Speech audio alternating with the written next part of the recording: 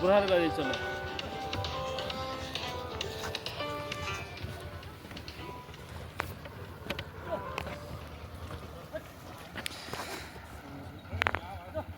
আশ্চর্য বিষয়, আমাদের ময়মনসিংহের পুরাতন ব্রহ্মপুত্র নদ, যেটার ইতিহাস ঐতিহ্য সারা বিশ্বব্যাপী ছড়িয়ে আছে, যে নদ দিয়ে কোনো এক সময় বড় বড় নৌকা, জাহাজ, স্টিমার, লঞ্চ চলতো, আজ এই ব্রহ্মপুত্র নদের বুক চিরে চলছে ঘোড়ার গাড়ি।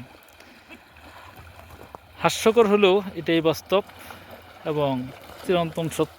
আজ দেশের প্রত্যেকটা নদী তার নাব্যতা হারিয়ে ফেলছে, এটা তার একটা উৎকৃষ্ট প্রমাণ। যে ব্রহ্মপুত্র নদ কোনো এক সময় কমপক্ষে 15-20 ফুট পানি থাকতো সারা বছর, আর বর্ষা মৌসুমে থাকতো 50-60 ফুট পানি। আর সেই ব্রহ্মপুত্র নদ আজকে লোকজন পায়ে হেঁটে পার হয়। সারা বাংলাদেশের প্রত্যেকটা নদ নদীর চিত্র মনে হয় এমন।